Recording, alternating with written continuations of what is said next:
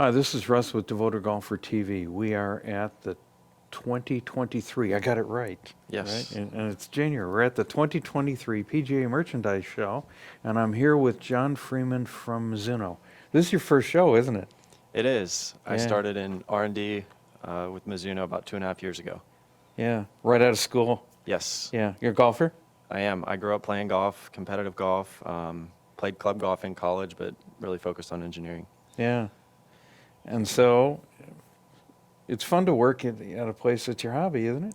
It is. Every day coming to work, it's fun. Doesn't feel like work half the time, which is really nice and something special. Yeah. And so you're like a mechanical engineer? Yes, I went to Georgia Tech, did mechanical engineering, and then about a month later after I graduated, started at Mizuno. That's a great story, right? That's like Yeah. that's like one of these fantasy stories. Yeah. Yep. I got lucky. I got the greatest job on the planet. And so what products have you worked on? So I guess one of my first products was putters, the Amoy line, which 3 of those are out. And then getting involved in a lot more stuff very fast, which is exciting. Yeah. So So you've done some work on the drivers, right? did a lot of testing. Okay. So let's take a look at the drivers. This is the ST230 line, and there's 2 models here, right? Yes. We have them here?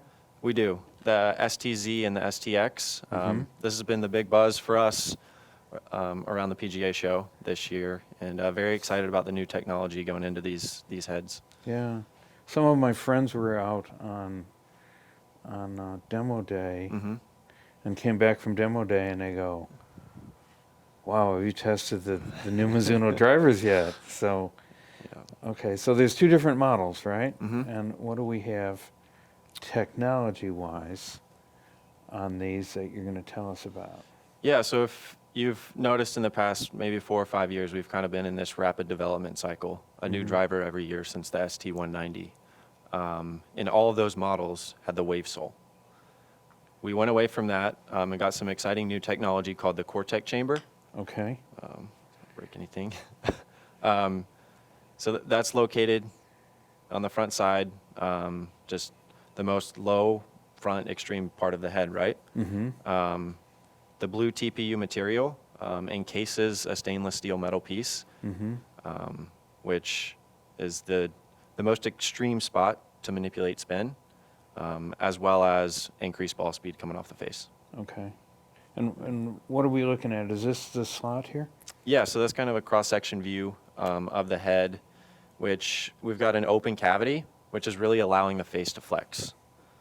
That's filled with this TPU and stainless steel piece, almost suspended in the TPU. And that piece is sitting. Yep, and it's got the It's laser. sitting inside there. Yep. Okay, and so we can't see any of this stuff. And this is laying. The picture I'm looking at is in this orientation. Yeah. Well, so it's cut this way, and you're looking from the hosel. I'm looking from the hosel Yep. towards, and it's cut this way. Okay, so I'm looking at this cross section of Yep. the head right there. And what's going on in here? Got it. So the TPU fills the space.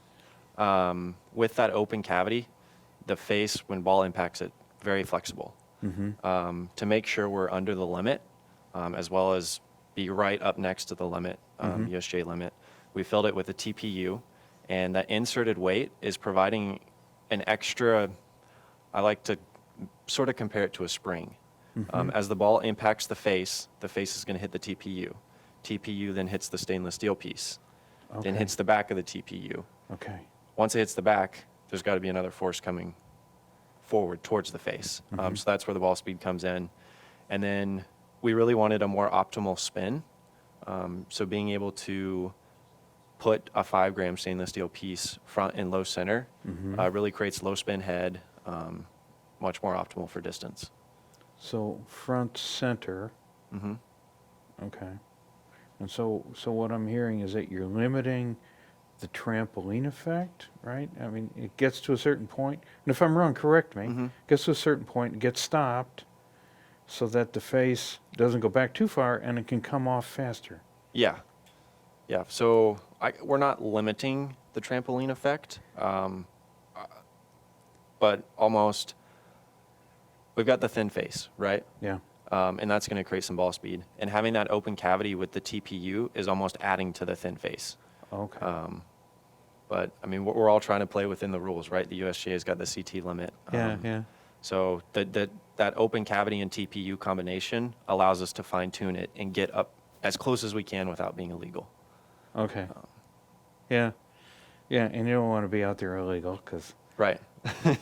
one of the other vendors will call you on it. Yeah, or we that's can't the get it only on way tour, happens. right? Yeah. So a lot of our tour guys it's been a seamless process getting these into their bags, and really excited about the future of our wood line.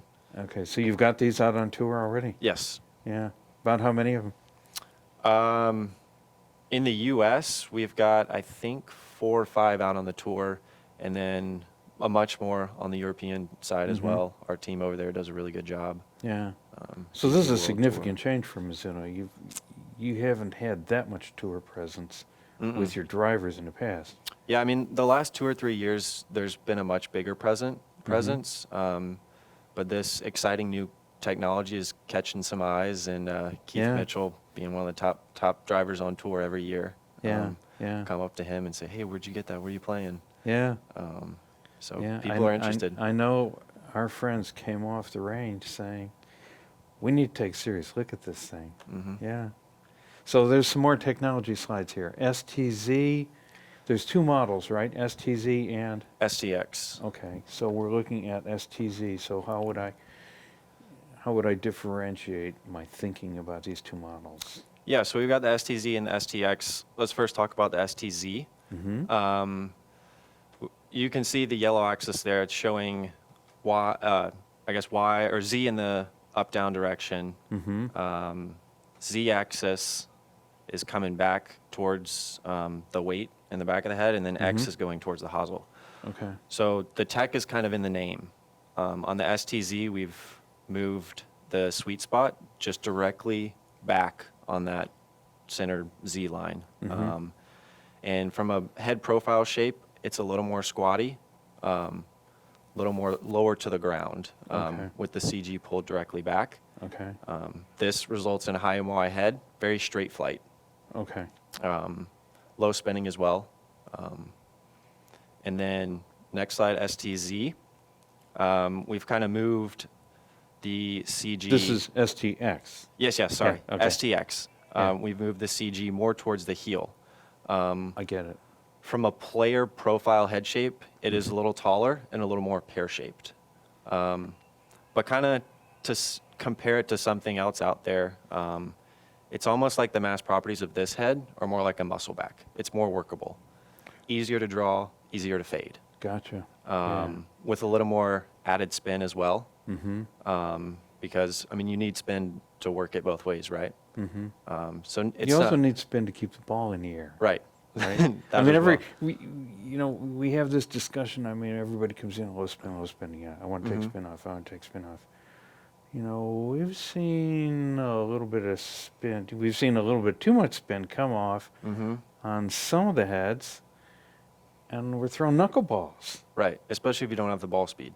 Yeah. If you got the speed to keep it in the air, you can sometimes get away with that low spin number. Yeah. But it's definitely a balance between the speed and spin. Well, we've seen it the other way too. Yes. You know, you don't have enough spin, even if that ball is coming out of there really fast.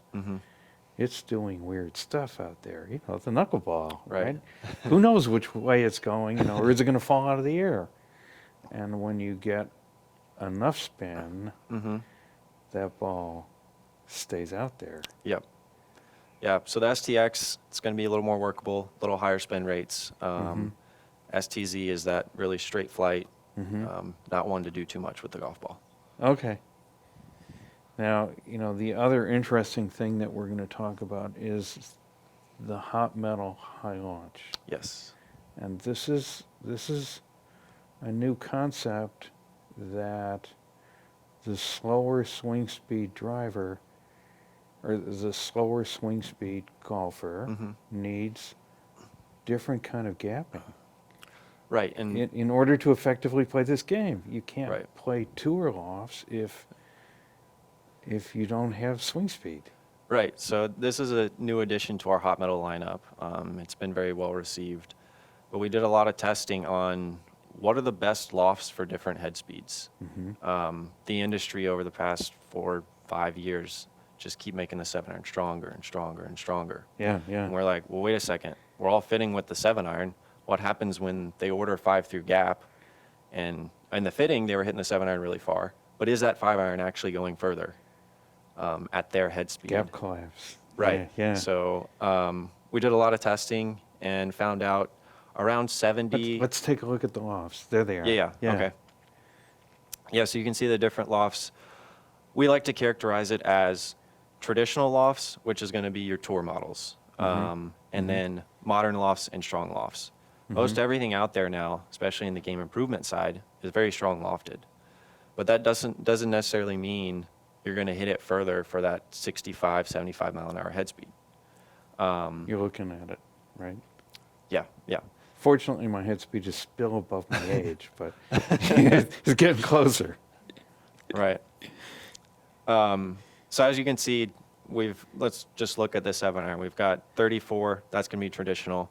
And then really focusing on that hot metal, which is 28, actually 28.5. And then high launch 31. From our testing, we were able to show that at around 75 miles per hour with a hot metal 5-iron that's 25, or high launch 5-iron that's 25, and then the hot metal 5-iron that's 22, you'll actually hit that high launch further. You're not gaining anything by taking that stronger lofted club. And making it stronger. Right. Yeah. The high launch is going to carry the same, if not further, and get there a totally different way. A shot that you can actually hold the green with Yeah. and stop without landing in the middle and rolling over. Right. Right.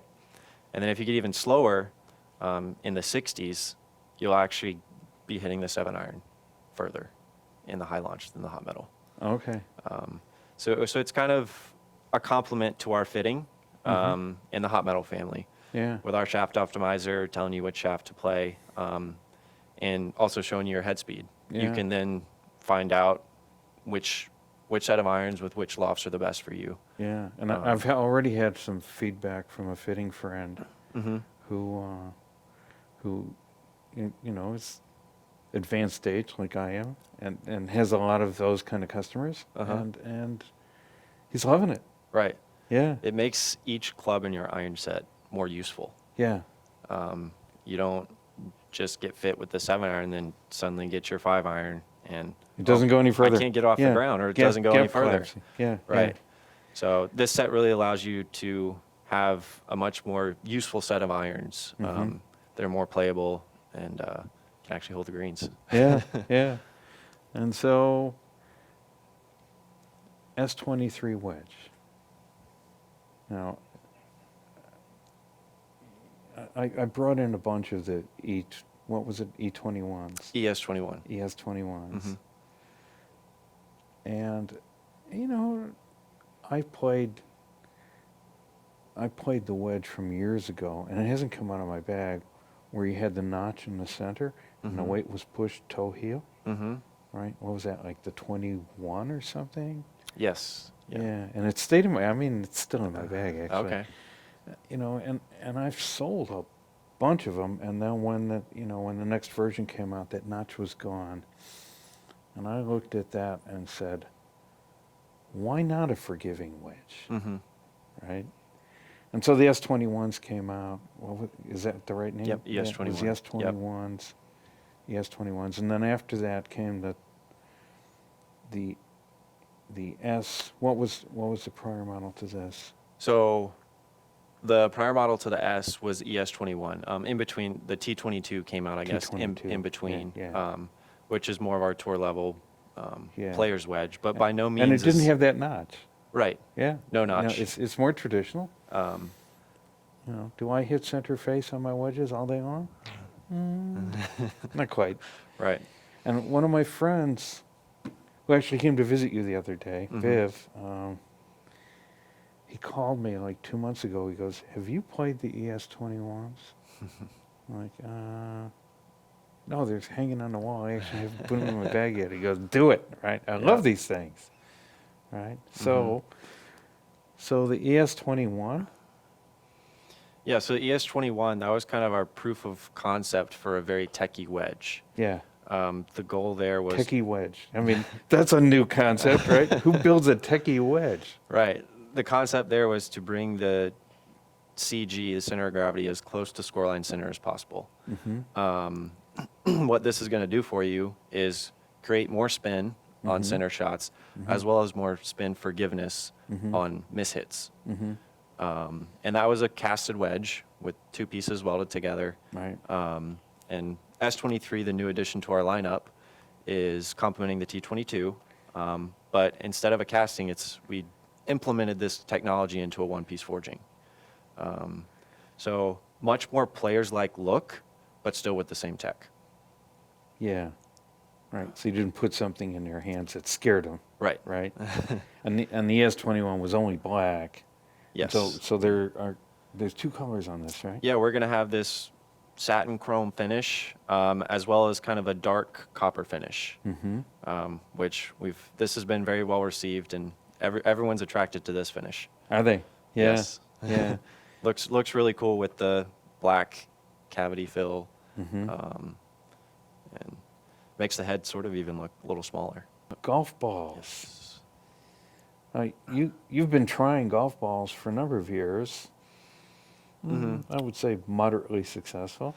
Yeah, I mean, especially in the rest of the world, in Japan, we've always had a golf ball. In the U.S., I believe it was 2019, we launched the RB Tour and RB Tour X in the U.S., which was something new to the U.S. market for Mizuno. And then at the end of this year, we launched the new 2022 RB Tour and RB Tour X golf balls. The difference in this cycle was the U.S. and Japan teams were working really closely together. Took us 2.5 years of development. That's about how long you've been working there, right? Right. Yeah, So as soon as I started, we were getting prototypes, testing them, from robot testing all the way to player testing. We'd have meetings with Japan at least once, twice a month to go over the results, and then just keep iterating. And after 99 prototypes, here we are. Yeah. So robot testing. Yes. I've been at your headquarters, and I've seen the robot many years ago. I think when they put the elbow in it. Yeah, or almost a wrist hinge. Is it a wrist hinge? Yeah. Yeah. Because I remember, the original robots only had elbows, and then you put in one more wrist. Right. So it would be very, very close to a human swing. And I think we actually have a robot, an image of your robot. Yeah. There we go. Super slow-mo video. You thought you sent me a slow-mo video. I really had to slow it down. Yeah. And so this is what, for those that have never seen a testing robot, this is what a testing robot looks like. And when it actually takes a swing, you can't see any of what we're about to see. So there in Atlanta, you have your own range, and you take the balls out there, you take the clubs out there, and you get to personally run this thing and test stuff? Yeah, so there's always got to be multiple people out there running the robot just for safety issues. But yeah, our senior testing engineer, Cooper Yang, I've been helping him and supporting a lot of the testing as well as the design we were talking about earlier. Yeah. So I get to dip my toes in both sides. Yeah. So what's your handicap? Scratch. Okay. So you're nearly a robot. Some days. Yeah. But yeah, I'm involved in when we do player testing, usually hitting all the clubs, taking data, and then analyzing it. And, So. there's one thing the robot can't analyze, which is feel. Right. Yeah. And that's a big part of Mizuno. We sound test every single golf club. So when you say sound test, I said feel, you said sound. So yeah, we like to say sound is feel. It kind of goes hand in hand. You can't have one without the other. Yeah. It definitely depends person to person as well. Some might not know they're judging something with or feel with sound, but it's always there, right? So when someone says feel, we always, to measure that, we use sound. Okay. Because feel's so subjective, right? Yeah. so sound. But I've heard that there's this correlation, which is why I brought it up, because you're very, very big on sound. I've seen some of the internal slides, and it's all about the sound dynamic and the Right. yeah. Yep, all the way. I mean, it started with our grain flow forgings, and we do it for drivers, for wedges even. It's definitely a box we check in every step of the process. There's another piece of this that you want to talk about, which is the dimple pattern. Yes. So yeah, we developed a new dimple pattern for the new RB Tour and Tour X. It's called Axial Flow Dimple. And essentially what that's going to do for you is create less drag and less air resistance downrange for increased distance. If you can kind of zoom in or look closely at the dimple in this photo, it's offset from the center. Now this offset creates a more turbulent flow as the ball is traveling, the air is going over the dimples. So the dimple center is offset inside the dimple. Yes. So if I've got a dimple here, the deepest part of it is actually moved off to the side. Am I Off to getting the that side. right? Yep, Yeah. just slightly. Okay. And it's sort of randomized across the whole golf ball. Yeah, because my next question was going to be, are there righties and lefties? Right. Yeah. So yeah, it's sort of randomized in a certain orientation. I think there was a little math that went into it, but really randomized. So Just a everything is canceling out. Yeah, probably a lot of numbers. Yeah. So everything cancels each other out to create a balance when it's flying. Okay. But that offset also is allowing the air, creating more turbulent airflow, which in turn leads to less drag and less air resistance. Okay. And so, in your personal testing? Yes. No, I've been playing these balls since we finalized the prototype, really. And they've been great. From developing a much more durable urethane cover without giving up any short game feel and spin, to the performance off the driver with the dimple pattern. It's been phenomenal. Well, and these are the balls, right? Yes. Yeah. Yep. I guess I'm going to have to get to Ridge and get some balls and Yeah, take we'll them out. and definitely play get 'em. some over Yeah, for you. Yeah. Test them and do everything you do. Yeah. Actually, it might be an incentive for me to actually go out and play golf. I didn't play quite enough last year. That's always the case, isn't it? You get, you get involved in golf because you love it, and then Mhm. all of a sudden you find out that you're spending too much time working on golf and not enough time Not enough actually playing. playing golf. So we're going to see if we can't fix that this year. Okay, so John, thank you very much. Yeah, thank you so much, Russ. Yeah. And look forward to seeing the content Okay. coming out. Yeah. So we're going to send John back to work on the floor, and thanks for being here. Thanks so much.